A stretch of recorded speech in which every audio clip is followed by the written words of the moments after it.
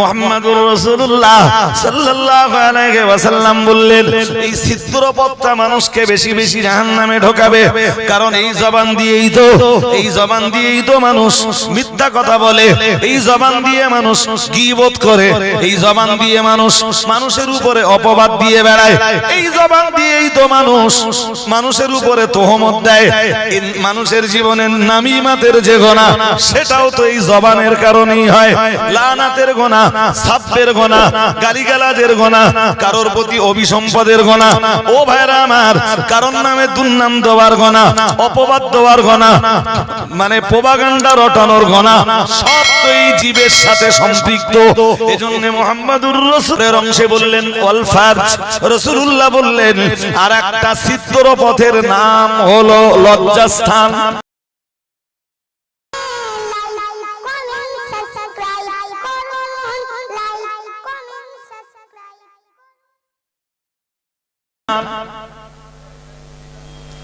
যারা নিজেদের লজ্জাঙ্গকে সংবরণ করতে পারিনি, সংরক্ষণ করতে পারিনি, হেফাজত করতে পারিনি, ও বাবাজিরা ভাইরা, নবী বুঝিয়ে দিলেন ওদের লজ্জাস্থান ওদেরকে জাহান্নামে নিয়ে যাবে, এখানে কোনো ডাউট নাই।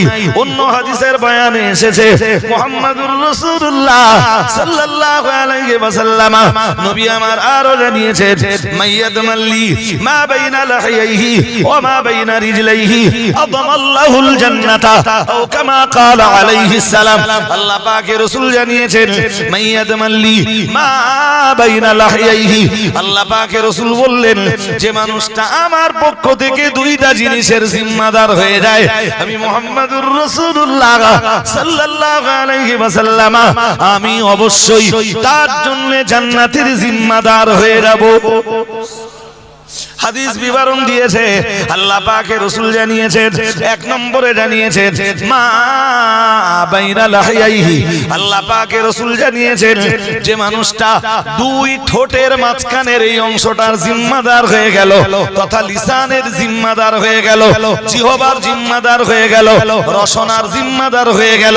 আমি মুহাম্মাদুর রাসূলুল্লাহ সাল্লাল্লাহু আলাইহি ওয়াসাল্লাম তার জন্য আল্লাহর দয়ার জান্নাতের জিম্মাদার হয়ে গেলাম।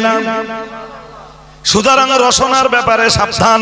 আমাকে ভক্তি করে যদি দেশে আমার দুজন পাঁচজন দশজন শত্রু থাকতে পারে, কেউ আমার দুশ্মনী করতে পারে, কেউ আমার প্রতি শত্রুতা করতে পারে, এর মানে এই নয় আপনি আমার ভক্ত সেজে তাকে গালিগালাজ দেবেন। এটা গর্হিত কাজ, এটা কঠিন গুনাহ। এই গুনাহের কাজ কখনোই নিতে যাবেন না।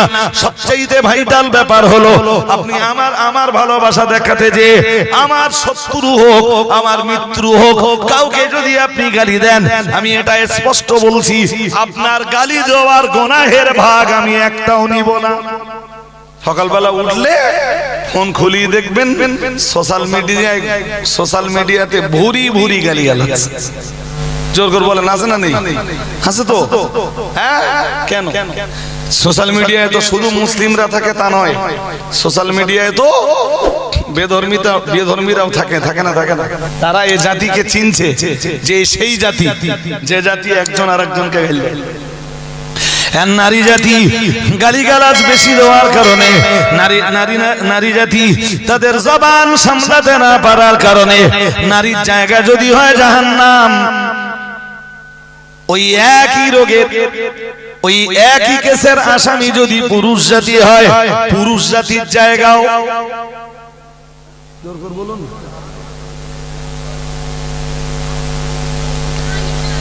আমি যদি কোনো অন্যায় করি আর আমার অন্যায়টার প্রতিবাদ যদি আপনাকে করতে হয়, আর সে প্রতিবাদ যদি আপনি গালিগালাজ দিয়ে করেন, সে প্রতিবাদ যদি আপনি গালিগালাজ দিয়ে করেন, তাহলে শ্রোতারা কি শিখবে?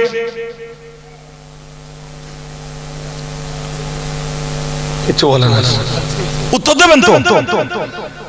ধরি না আমি কোনো অন্যায় করেছি আর আমার অন্যায়ের প্রতিবাদ যদি করতে হয় গালিগালাজ দিয়ে, তাহলে আলটিমেটলি বুঝতেই হবে যে মজলিসের শ্রোতা যারা, তারা গালিগালাজ ছাড়া আর কিছুই শিখবে না।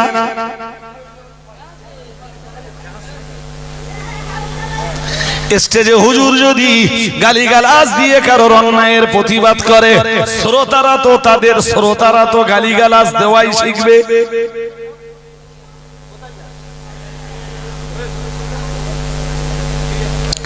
হাদিস শরীফ বিবরণ দিয়েছে প্রিয় নবী মুহাম্মদুর রাসূলুল্লাহ সাল্লাল্লাহু আলাইহি ওয়াসাল্লাম, আমার আল্লাহর নবী জানিয়ে দিয়েছেন, মান রাআ মিনকুম মুনকারান ফালিয়ুগাইয়িরহু বিয়াদিহি আও কামা ক্বালা আলাইহিস সালাম। মুহাম্মদুর রাসূলুল্লাহ সাল্লাল্লাহু আলাইহি ওয়াসাল্লাম, আল্লাহ পাকের নবী জানিয়েছেন, তোমাদের ভিতরে কেউ যদি কোনো অন্যায় করে, রাসূলুল্লাহ জানিয়েছেন, ফালিয়ুগাইয়িরহু মান রাআ মিনকুম। আল্লাহ পাকের রাসূল জানিয়েছেন, ও সাহাবারা মনে রাখো, আমি আল্লাহ পাকের রাসূল বলছি, ফালিয়ুগাইয়িরহু বিয়াদিহি।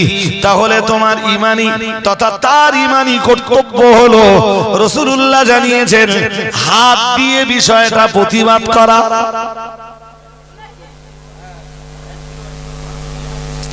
এমনকি যদি আমি অজ করতে যে কোনো ভুল করেও ফেলি, হতেই পারে মিসম্যানেজ হতে পারে, স্লিপ অফ টার্ন হতে পারে, মিস্টেক হতে পারে, যে কোনো কারণেই আমার যদি কিছু ভুল হয়ে যায়, রাসূলুল্লাহ 1 নম্বরে প্রতিবাদের নিয়ম শেখাচ্ছেন 1500 বছর আগে, মান রাআ মিনকুম মুনকারান। রাসূলুল্লাহ জানিয়েছেন, কেউ যদি দেখে তোমাদের ভিতরে কোনো খারাপ কাজ হতে, আল্লাহ পাকের রাসূল জানিয়েছেন, ফালিয়ুগাইয়িরহু বিয়াদিহি। তার উচিত হলো সেটাকে পরিবর্তন ঘটানো। নবী জানিয়েছেন, সেই আল্লাহ পাকের রাসূল বললেন, প্রতিবাদটার প্রথম স্তর হলো হাত দিয়ে প্রতিবাদের ব্যাখ্যা হলো, প্রশাসনিক লেভেলে যারা আছে তারা ওই অন্যায়টাকে প্রতিহত করবার জন্য হাত ব্যবহার করবে। আমি যদি কখনো দেখি কারোর অজের প্রতিবাদ করার রয়েছে, প্রতিবাদ যদি আমায় করতে হয় কোরআনের মানদণ্ডে প্রতিবাদ করা লাগবে, প্রতিবাদ যদি করতে হয় হাদিসের মানদণ্ডে প্রতিবাদ করা লাগবে, প্রতিবাদ যদি করতে হয় কিয়াসের মানদণ্ডে, ইজমার মানদণ্ডে, ইজতিহাদের মানদণ্ডে, ইস্তিহসানের মানদণ্ডে প্রতিবাদের আওয়াজ তোলা লাগবে। না না না না না, কাউকে আমি প্রতিবাদ করার সময় গালিগালাজ দেব, শুধু মানে যার প্রতিবাদ করব, যার বক্তব্যের এগেনস্টে প্রতিবাদ করব, শুধু তাকে নয় গো, তার বাপকে গালি দেব, তার মাকে গালি দেব, এই অধিকার ইসলাম তো আমায় দেয়নি। এটা সম্পূর্ণ অন-ইসলামিক কাজ, এটা ইসলামিক কালচার হতে পারে না, এটা কখনো ইসলাম সমর্থন করে না। সে আপনি যে স্তরের মানুষই হন, যে ক্যাটাগরির মানুষই হন, ইসলাম কখনো এটাকে সমর্থন করবে না। আর আমি যদি অন্যায় করে থাকি, তাহলে আমায় গালি দেবেন, আমার বাপকেও গালি দেবেন, আমার মাকেও গালি দেবেন। আমার মা বাবাকে গালি দেওয়ার অধিকার তো ইসলাম মোটেই দেয়নি। আর আমি অন্যায় করেছি, অন্যায় করার পরেও আমাকে গালি দেওয়ার অধিকারটুকু আপনার নেই। আপনি অন্যায় করেছেন, আপনার মা বাপকে গালি দেওয়া তো বহু দূরের কথা, ইসলাম আপনাকেও গালি দেওয়ার অনুমতি দেয়নি।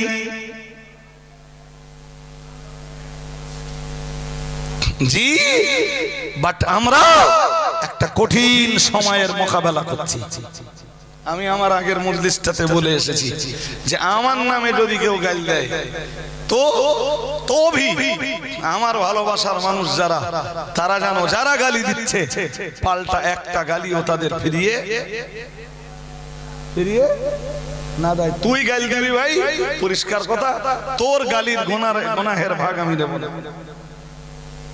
গাল দিবি কি দিবি না তুই ভাব, তুই তো আমার ভক্তিতে গাল দিবি, তো আমার ভালোবাসায় গালি দিলেও তোর গুনাহের ভাগ আমি নেব না। এখন তুই ভেবে দেখ, আমার পক্ষে কারোর গাল দিবি কি দিবি না। কথা এটা স্পষ্ট নয়? স্পষ্ট। সুতরাং এই জবানটাকে সামলাম। এই যে মডেল স্কুলগুলো হয়েছে, আল্লাহ রাজি হলে অন্তত আমাদের বাচ্চারা এখান থেকে আমাদের এই শিক্ষা প্রতিষ্ঠানগুলো থেকে এই শিক্ষাটা পাবে যে কাউকে কোনো কন্ডিশনে গালিগালাজ করা যাবে। পাবে না? পাবে না? পাবে ইনশাআল্লাহ। বলুন ইনশাআল্লাহ। আমাদের মডেল স্কুলগুলোর বাচ্চা কাচ্চার মুখে কখনো গালিগালাজ পাবেন না।